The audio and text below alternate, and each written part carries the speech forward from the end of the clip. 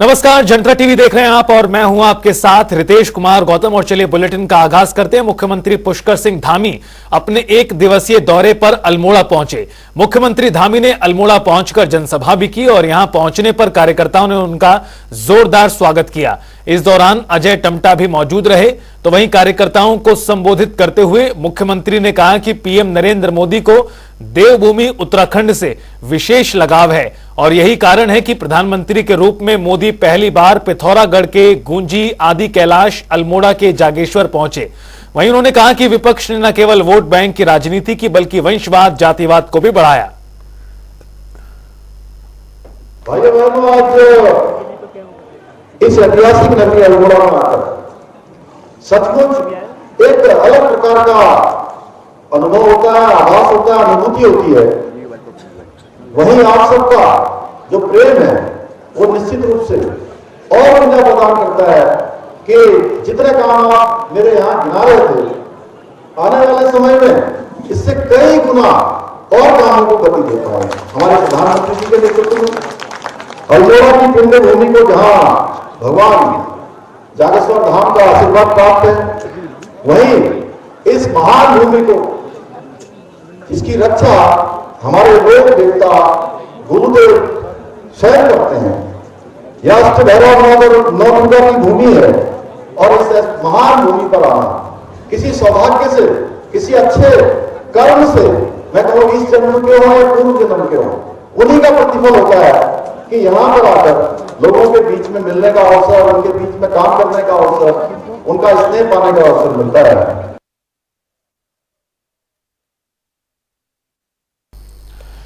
Garhwal Lok Sabha seat पर चुनाव जंग में प्रचार प्रसार के साथ कांग्रेस और बीजेपी में जुबानी जंग और तेज हो गई है। बीजेपी प्रदेश अध्यक्ष महेंद्र भट्ट ने कांग्रेस और गणेश गोदियाल दोनों को हिदायत दी है कि वो चुनाव को सहानुभूति से नहीं बल्कि चुनाव के तरीकों पर ही लड़ें। साथ ही इनकम टैक्स न भरने पर नामांकन रद्द करने की मांग की। तो वहीं अब गणेश गोदियाल का बयान सामने आया है, पलटवार किया है उन्होंने कहा कि मैं जनता की सहानुभूति का हकदार हूं, तो फिर जनता की सहानुभूति को महेंद्र भट्ट भी नहीं छीन सकते। आज महेंद्र भट्ट जी का ये वक्तव्य मैंने सुना, जिसमें उन्होंने कहा कि गणेश गोदियाल को इनकम टैक्स का जो नोटिस हुआ है उसमें गणेश गोदियाल का जो बयान है वो सहानुभूति बटोरने के लिए है। उनका ये कथन बिल्कुल असत्य है, झूठ है कि ये पहले के नोटिस हैं। ये परसों, कल का दिन परसों 19 तारीख के नोटिस हैं और इनकम टैक्स के 3 अधिकारी मेरे घर पर गए और घर पर जाकर उन्होंने जो जो बातें वहां मौखिक रूप में कही उनको मैं सार्वजनिक नहीं करना चाहता, लेकिन ये नोटिस प्रमाण है कि ये ताजा उदाहरण है।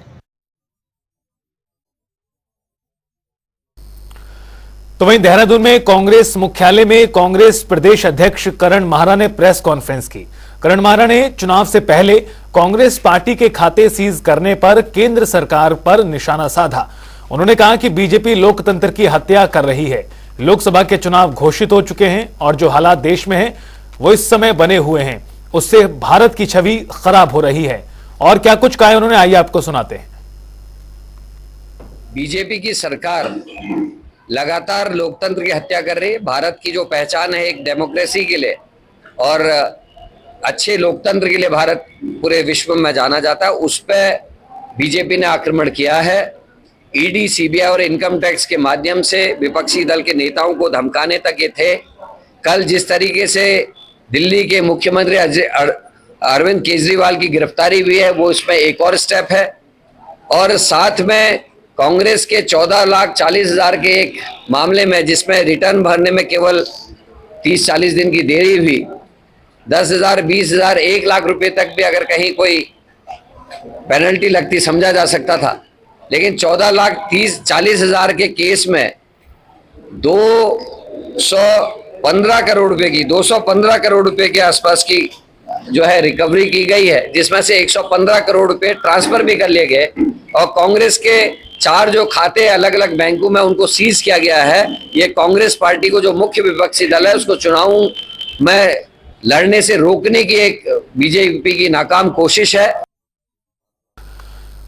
पूरे देश के साथ धर्मनगरी हरिद्वार में भी लोकसभा चुनाव का आगाज हो चुका है। बीजेपी के प्रत्याशी त्रिवेंद्र सिंह रावत ने हरिद्वार जिला बीजेपी कार्यालय में लोकसभा के लिए अपना डिजिटल नामांकन किया और इस दौरान पूर्व सांसद रमेश पोखरियाल निशंक, विधायक मदन कौशिक, विधायक आदेश चौहान सहित भारी संख्या में पार्टी के कार्यकर्ता और पद अधिकारी मौजूद रहे।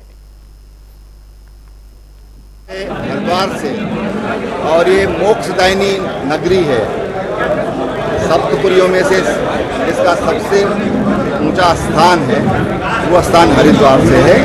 यहाँ से इसकी शुरुआत हुई है। निश्चित रूप से आने वाले समय में पूरे देश में जो भी जनप्रतिनिधि हैं अपने नामांकन के तरीके, हाँ, माननीय प्रधानमंत्री जी का अभी 3 दिन पहले फोन आया था। उन्होंने कहा हरिद्वार वालों को मेरी राम राम कहना नहीं होता, जनता बहुत जागरूक है और जनता का कितना समर्थन भारतीय जनता पार्टी को है ये आपने देखा जब 16-17 तारीख को जो रोड शो हुआ था।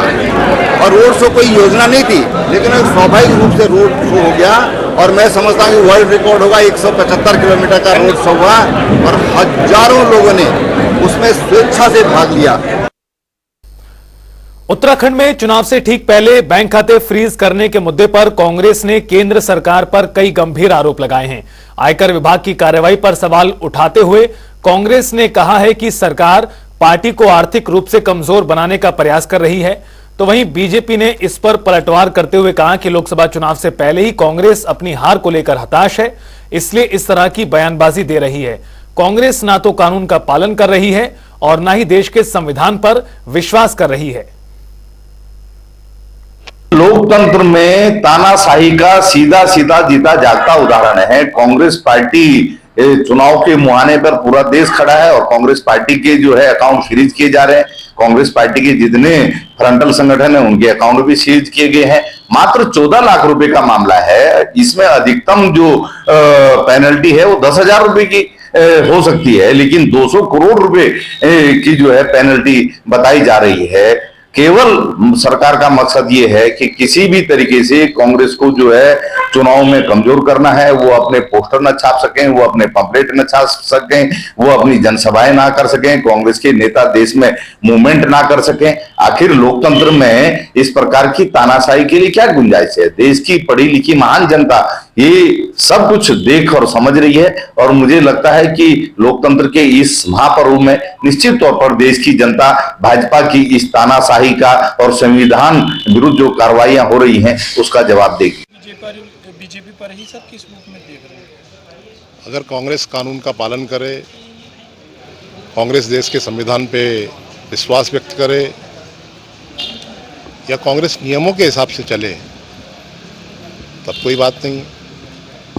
लेकिन अगर कांग्रेस लगातार कानून का उल्लंघन करती रहेगी, अपना चेहरा छिपाने की कोशिश करेगी जो उसका वास्तविक चेहरा है, बार बार एजेंसियों के नियमों का, कानून के प्रावधानों का उल्लंघन करना यह कांग्रेस की फितरत बन गई है, कांग्रेस की आदत बन गई है। अब जब जाकर उनको नोटिस आता है, उन पे कार्रवाई होती है, फिर वो रो रो कर, गा गा कर वह सोचते हैं कि हिंदुस्तान की जनता उसमें वो एक ऐसा वातावरण बनाने का प्रयास करेंगे।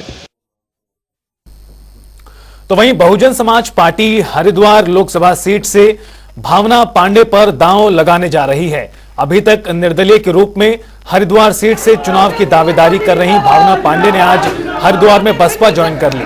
इस दौरान बसपा प्रदेश प्रभारी और प्रदेश अध्यक्ष समेत अन्य कई नेता भी मौजूद रहे। कार्यकर्ताओं ने भावना पांडे का स्वागत किया। भावना पांडे ने कहा कि वो जल्द बसपा प्रत्याशी के रूप में नामांकन दाखिल करेंगे। नहीं पड़ी।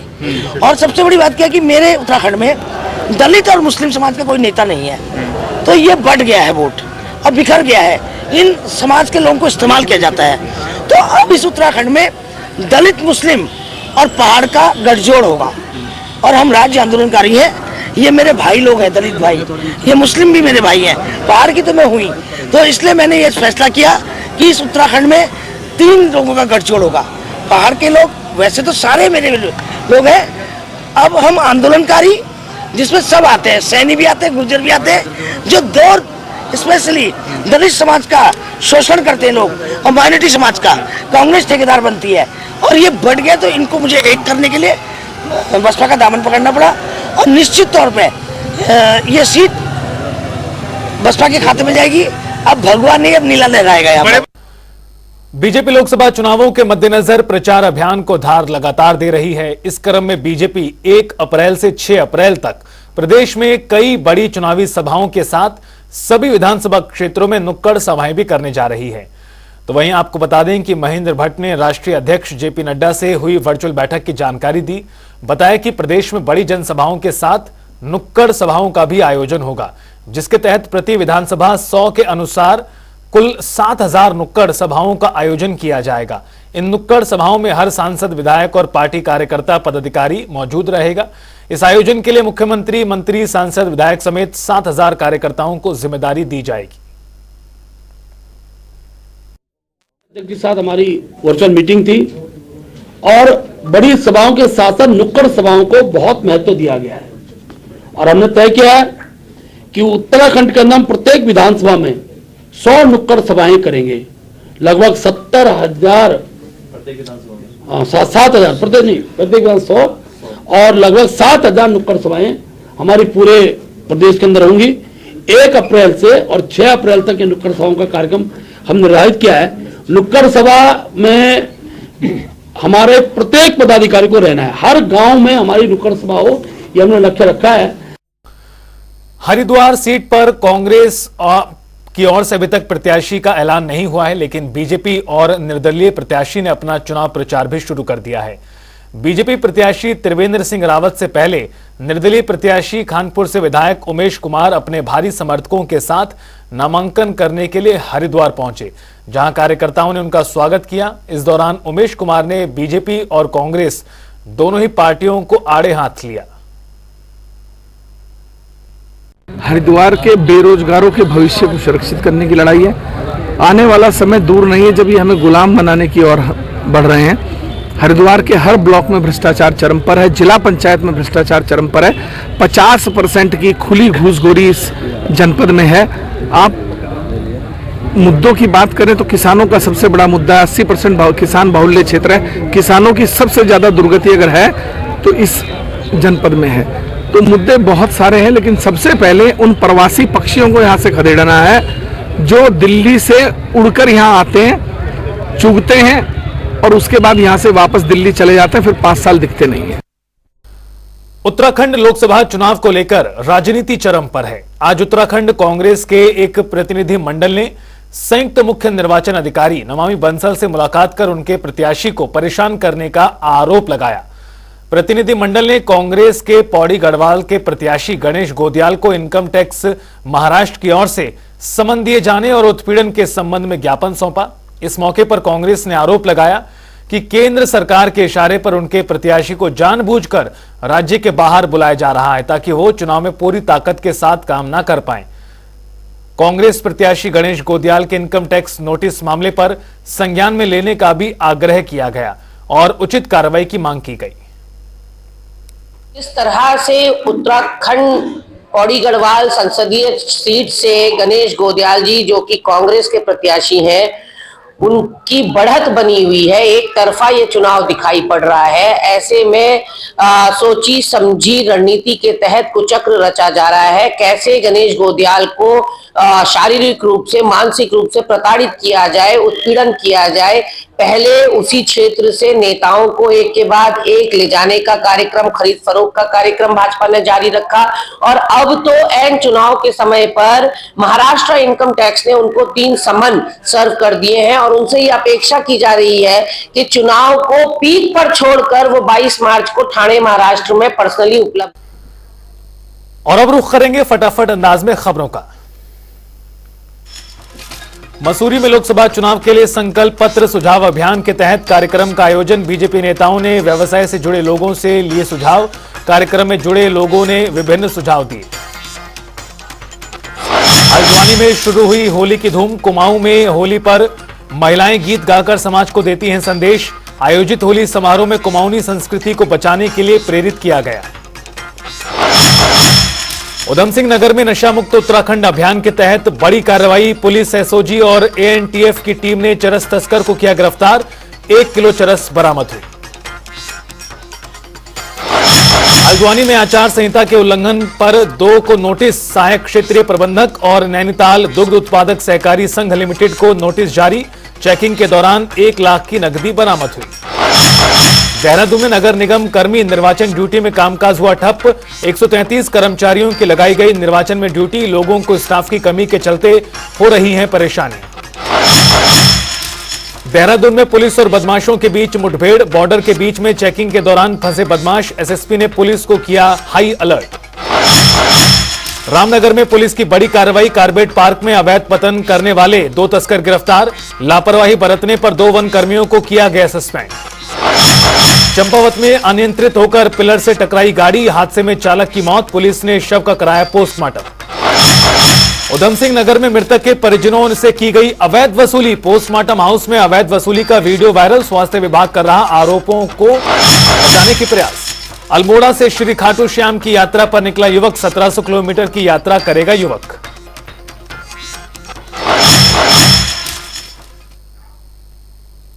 फिलहाल इस बुलेटिन में इतना ही। आप देखते रहिए जनता टीवी।